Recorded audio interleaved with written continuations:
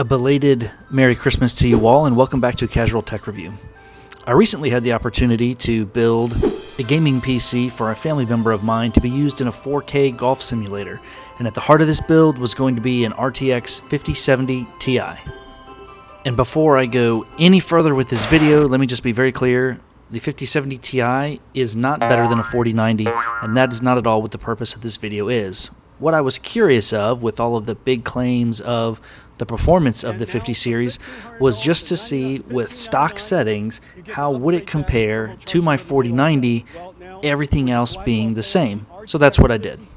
I ran both of these graphics cards on the exact same system through a series of synthetic benchmarks and gaming benchmarks, just to see, again, at stock settings, what would the performance difference be, and ultimately, would the extra cost required to get into a 4090 be worth the extra performance that you get with the benchmarks that I tested it on.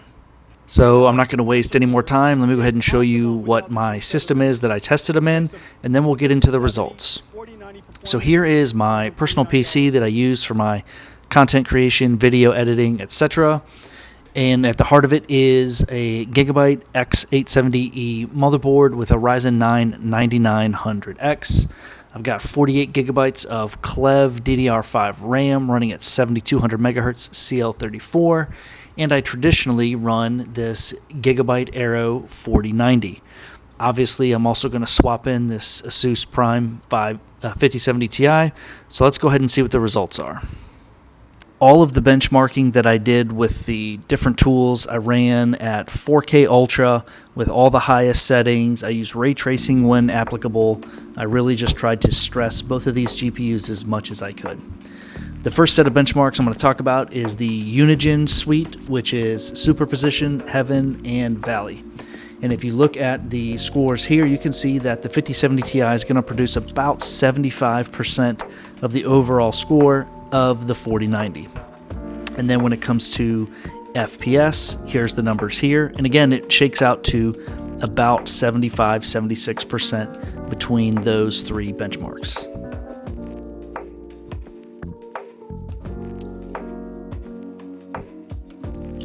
So moving on, I also ran the same tests through the 3D Mark benchmarks, running Speedway, Steel Nomad, Port Royal, TimeSpy Extreme, and Firestrike. And here are the results of those. And again, you're going to see a really similar pattern of performance where the 5070 Ti, again at stock settings, gives you about 80% of the overall performance of the 4090.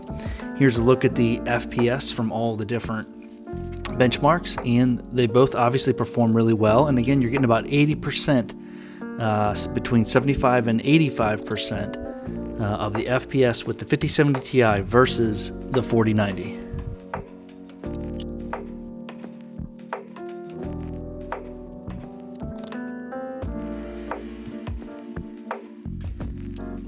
And while I'm not a very big gamer myself, I have downloaded some different games to try out or just use their benchmarking tools. To be honest with you, like Cyberpunk, I've never actually played the game. I've just used the benchmarking tool. And I also have Call of Duty Modern Warfare 2, both with internal benchmarks. And I ran those, and you can see here the performance on Modern Warfare 2. I got 123 FPS with the 4090, 98 FPS with the 5070 Ti. That's 80% of the performance.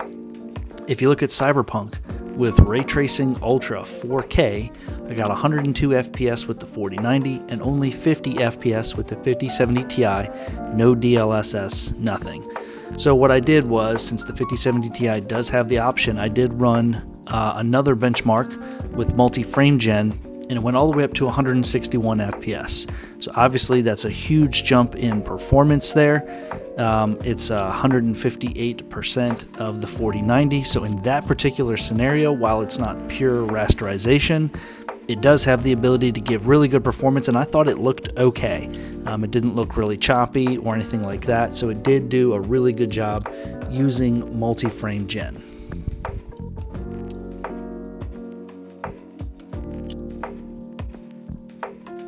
So when you're looking at all these different benchmarks and the couple games that I tested and things like that, it gives anywhere between 75 and 85% of the performance with an average of 79%. So the 5070 Ti, just pound for pound, stacks up really well to the 4090.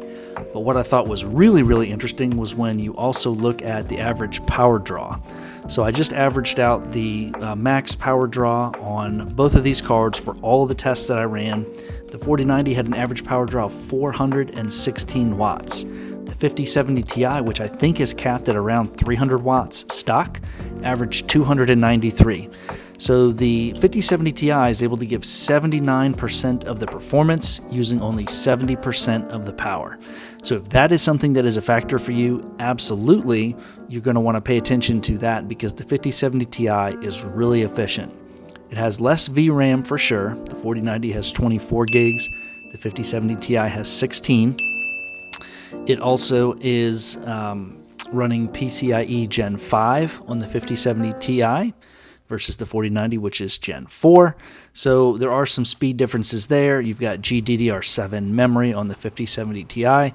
The 4090 is obviously running 6x. So definitely some differences. The 4090 Ti, the 4090 overall is just a better performer. But here's what it comes down to is the price.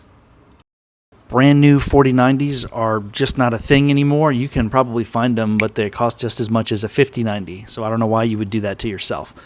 But looking at the used market, it looks like you can buy/sell a 4090 right now that's in good shape for between $1,800 and $2,000, probably without too much trouble. The 5070 Ti, on the other hand, we can look here at Newegg, and they start all the way at $750. There's a couple of different models at $750, and as we scroll down here, you can see they go all the way up. There's the Gigabyte Aero, so the same version as my 4090 for $860, and all the way up into well over $1,000. Now, if you're going to pay $1,200-$1,300 for a 5070 Ti, I would just get a 5080. But nonetheless, it is, for most of the models, a little bit less than half. So for half the price and 70% of the power draw, you can get 79% of the performance of a 4090 with a 5070 Ti. So this kind of got me thinking, should I sell my 4090 and get a 5070 Ti?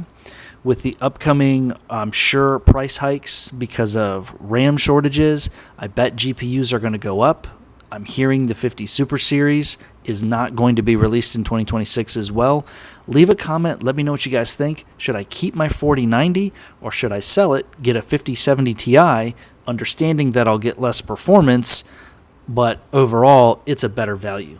Let me know your thoughts. Hope everyone had a Merry Christmas. Thanks so much for watching, and we'll see you on the next one.